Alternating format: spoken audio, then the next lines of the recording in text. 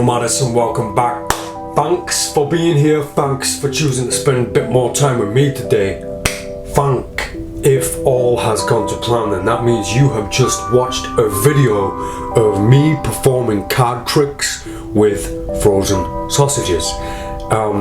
This film right now that you're watching, I'm filming this before I've even set up to do this. Right now I've just got the idea and I thought it would be interesting to turn the camera on and film the creative process. I've tried my best not to think of tricks with frozen sausages because I want to save it all for this moment right here. I want to save the creative development side for right here, right now, so that you can see it as it happens. Obviously there are a few ideas already up there that popped into my head, including the doing a snap change with a sausage. So you're going to see a playing card and sausage behind it.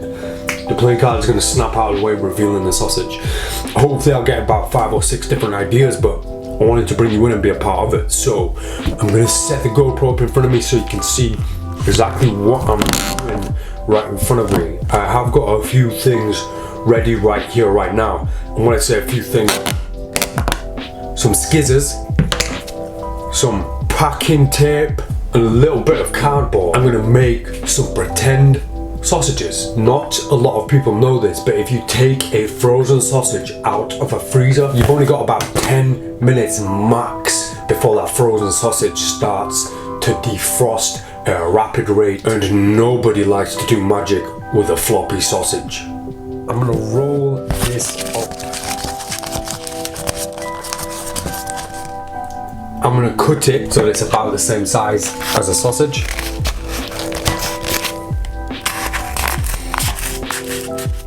The girth on this sausage is a little bit too much. I prefer a thinner sausage. Feels so much better now. Right, I'm gonna wrap some packing tape around this too. Oh, I love that sound. I'm gonna round off the edges so that it actually looks like a bit of a sausage. You know what? I'm actually very happy with this. It looks like a frozen sausage, feels like a frozen sausage. One slight problem, it's not as heavy as a frozen sausage, but I can deal with that because with this, I just want to practice the visuals of how you can change a playing card into a frozen sausage. Where I can hide this frozen sausage, please, no dirty jokes here, not today. And also maybe there are a few other things I can do with this that don't involve playing cards. It might be interesting if we get Susan to actually sign her name on the sausage. Susan, I need your help, Susan. What? Susan, I need your help. What do you want? I'm trying to sleep. Do you mind signing this fake sausage for me, please? Sign a frozen sausage with my name. Yeah, just put your name on just write your name across it. Alright. Sexy Susan Sausage. You're only embarrassed because you don't want your fan club to know that we're boyfriends. Susan, can you please just sign the sausage and leave? There you go. That'll have to do because I'm gonna need to go back to sleep. Bye, love you. So embarrassing. So we have a sausage. This is the object of deception. This is going to be the subject of our deceit. And I'm going to use a deck of playing cards. That's me. So deck of playing cards versus frozen sausage or fake sausage. I think there's something more interesting to be discovered with a single playing card versus a single sausage. One item for one item. So I start thinking about transformations, how we can transform this 9 of clubs into this frozen sausage. Now, what's ideal is this sausage, it hides almost perfectly behind there. If I move it over a little bit with my thumb and move my fingers down, I can almost hold that card as if there's nothing behind it. So from this position, my instincts, and I'm sure magicians watching will think this too, go into a kind of a snap change situation. So with the thumb on the back, maybe there's something in this action, something in this, something in that. See, that's gonna work. I know that that's gonna look good on camera now. We're gonna show it really cool and display it, and then I wonder if we can do that with one hand. So we bring it up. Maybe that needs work, but there's definitely something that can be done with that. You've got a little bit more digital freedom, a little bit more deceptive control over the film, over the edit. So, for example, I could bring the card up like this and show both sides, and cut the footage so that I now have the sausage behind there. It makes it look like there's only ever been one playing card there, no sausages. Yeah, that's gonna look pretty cool actually. Snap sausage. We'll do some test footage with the fake sausage first, and then we'll move straight on to the actual production. Let's do it. Got my sausage, got my 9 of clubs. Now this is actual test footage that I don't usually show anybody. So when I'm performing, when I'm demonstrating something on film, I'll always do test footage like this, see what it looks like, and then go back and film it for real. I think we're gonna first start with the snap change, the idea of a snap change. So if I can film this completely dirty, I will. And what I mean by that is leaving the sausage hidden behind the 9 of clubs, cheers Charlie, right from the start. So maybe I'm gonna come in all cool and show the 9 of clubs like this, so that I don't have to edit anywhere. And then I'll go straight into a kind of a snap change kind of. We only have 10 minutes realistically before we end up with a floppy sausage, and nobody wants to perform with a floppy sausage. Maybe I'll come in like this, all cool, mysterious, show the 9 of clubs all serious, and go into the snap, drop this out, cut that bit out of the footage, and then inspect the sausage. And even though I don't know what the end thing's gonna look like just yet, I'd certainly want it to look as cool as possible, kind of tongue-in-cheek. Something like this. Be here.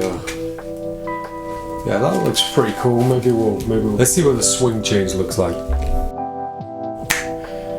Yeah, we can work with that. We can do. I need to expose that sausage so much more than that though. That's a happy sausage. We'll stop this bit here. I'm gonna get into serious mode and I'm gonna film this trailer. So this is the beginning of production. I'm setting my GoPro up because I'm gonna do a bit of a time lapse, and I think we're gonna begin by making the snap change with the sausage look fire. Let's go get some frozen sausages.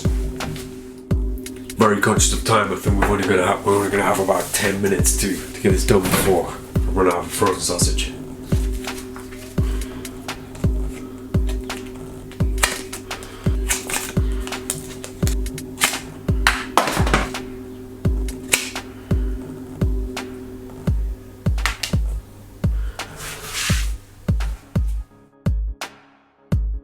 So that was the first take. I think it looks pretty good, but the sausage is so slippery that I'm gonna have to use 2 hands. Ha! That's what she said.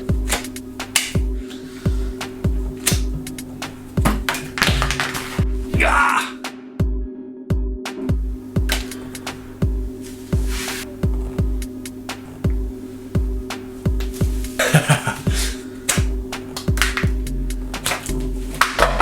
This is so much harder than I thought it'd be. Oh, that's what she said.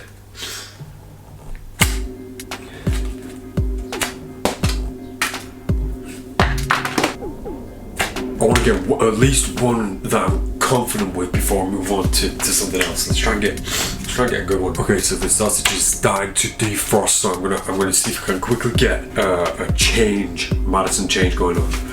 It looks like this.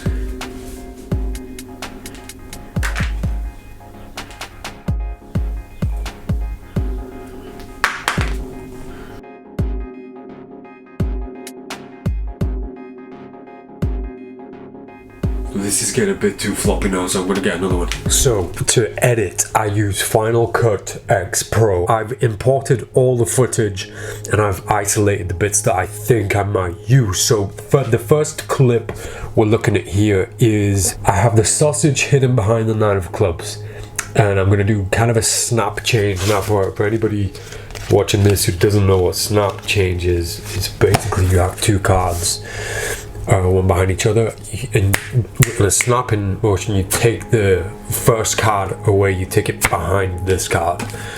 This is what I'm attempting to do with the sausage. In this instance, I would stop right here just a moment before the 9 goes behind the sausage, and I'll find the point where the 9's completely hidden right there.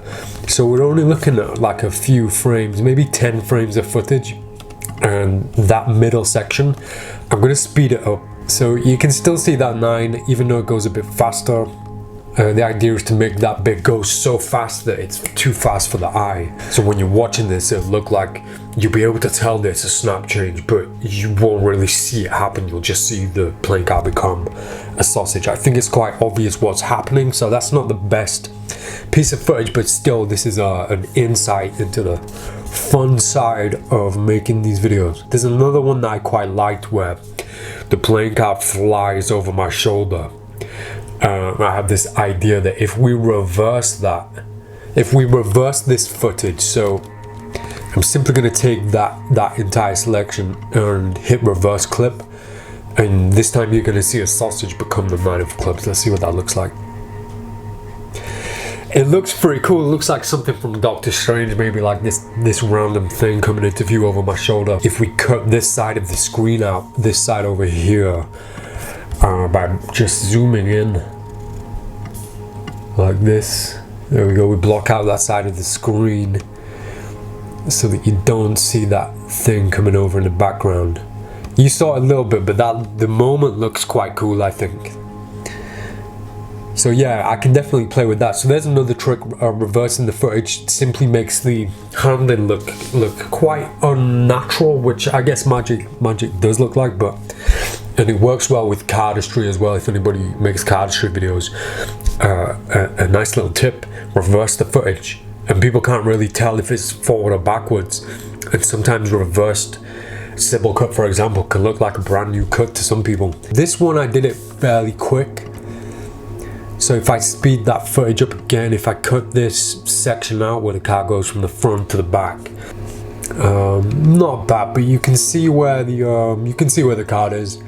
I do like this little stroke in the sausage moment. That's just so weird. Next clip. This one's actually one of my favorites. I remember the time when I did it, I thought there's a way to make this look good. The idea of twisting the playing card to kind of blur the vision a little bit. I think this one is going to benefit generously from just speeding up that moment. Let's just speed that moment up right up until there. And this is a much smaller frame to speed up too, so it should be more believable. Yeah, I like that. I really like that. Now this one's interesting. I might not use this, but I want to show you one of the techniques for cleaning up on film afterwards. So we'll get to the 9 of clubs here, and once again I'm going to speed that bit up so that we hide it to the untrained eye. So the moment is sped up. Now there's a moment here where I dropped the card out of frame. Now when I was filming, I did this very intentionally, because right now in editing I'm going to stop here and then cut a big chunk out of the middle where the card falls. We're going to lose the card falling, and hopefully we can make this seamless. But the first moment we know that there's a playing card in my hand, the second moment we know there's not, and there's obviously a jump in the cut. You can obviously see that, but because we're making an artistic video and it's almost going to have a music video feel to it, we have the freedom and the liberty to include kind of special effects and jumps and transitions and video effects. So what I would do at this moment where we're cleaning up, where there's a jump, I would simply add an effect there. So I'm thinking if if we zoom in on that moment, if I cut a single frame before it and then a little bit more afterwards, the first frame before it, I'm gonna punch in a slightly little bit like this. And the second frame, I'm gonna hit Option E for effect. Now that puts my favorite video effect on top, which is projector. Now if we go back and play that footage all along, there is a noticeable moment in there, but what I don't mind about this is nobody's looking for that moment. Nobody thinks about that moment yet, unless they try and reverse engineer it. So for me, it's more for those people who pay close attention. Anybody else wouldn't notice this because they're paying too much close attention to the sausage. The next clip is, once again, magically unethical, but it does nod back to something I did earlier in my career. I'm going to show you a very interesting trick that you can do by just holding two playing cards together and then tricking the edit afterwards.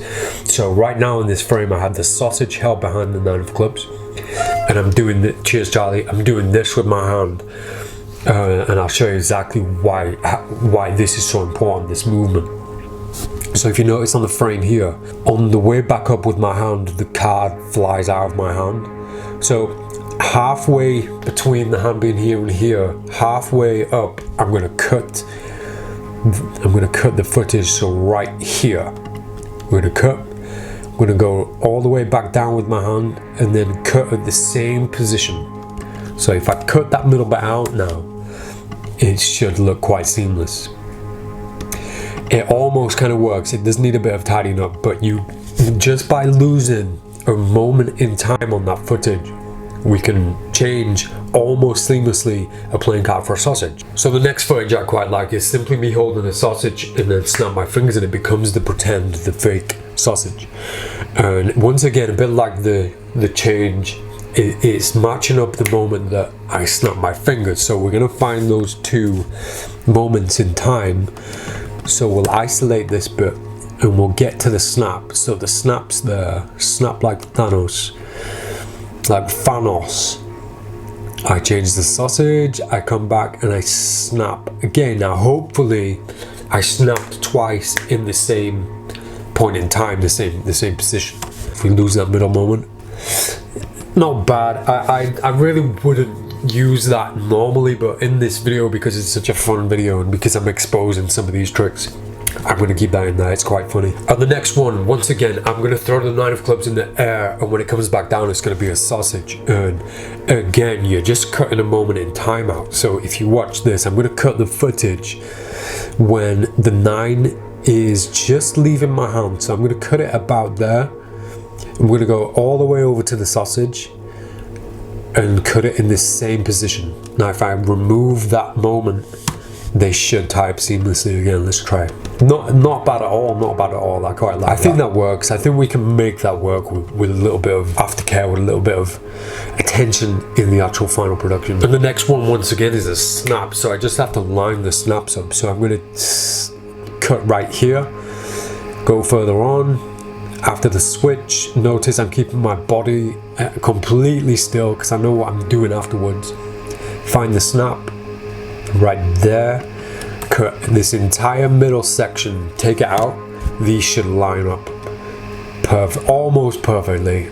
Quite like that. I know I can use that. I know that I'll be able to use that with a lot of attention to jump cuts, special effects on top, transitions. There's all these things and all these interesting ways that you can hide moments like that by just punching in for a frame or pulling out for a frame or putting a special layer effect just on top of one single frame.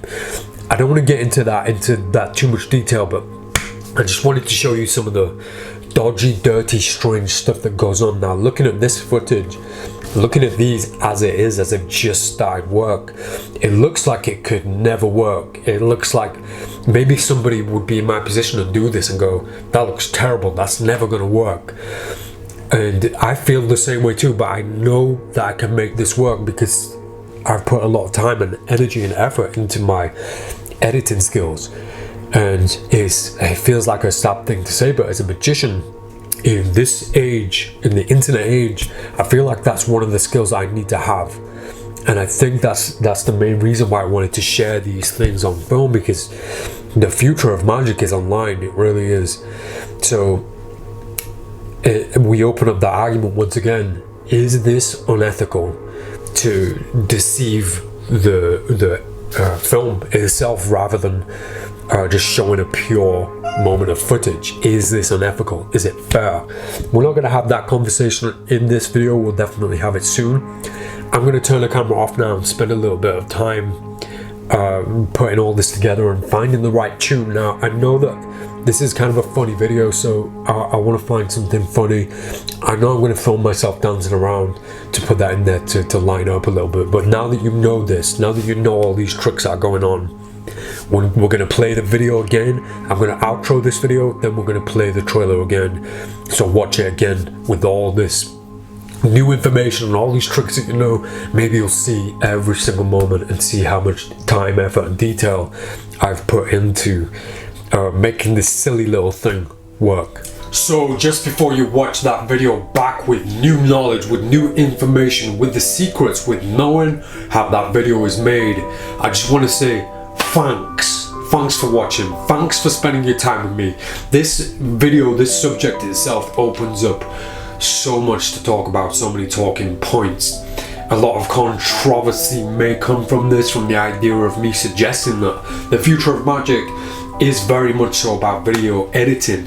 I think we have to move with the times and learn that because we're in the internet age, especially the internet age of magic, these aren't bad tools to understand or to know how to use. At the end of the day, I've said this time and time again. In fact, I'll leave a link to a video that I posted maybe 2 months ago about the idea and why I think it's okay for people to use camera tricks and video editing. Because for people like me, you watching the screen right now, you watching this digital screen, this is my theater. Right? This is the only place you can see me. So the whole theater itself is under my management, it's under my manipulation. I have the freedom to do whatever I want with the final product. However you see this when it's posted on YouTube, everything that's gone into it has been because of a decision that I made, because of something that I did. For example, the mirror behind me moving, I do that in every video. It's all part of the deception by any means necessary. My main goal, and as for all magicians, every magician out there, the main goal should always be, number one, entertain. This is all about entertainment. And are you not entertained? I don't want to get into it too much right here, but please feel free to start that conversation and have that conversation in the comment section. I'll be there after this video. I'll be back very soon with more tutorials. I have some incredible card work to share with you, and it's all free. It's all basically free content, all just for my subscribers. All I ask in return, make sure you subscribe. Make sure you get notified when the next tutorial drops. But right now, once again, let's watch that final product, how to do magic with frozen sausages. I am Daniel Madison. Thanks. See you next time.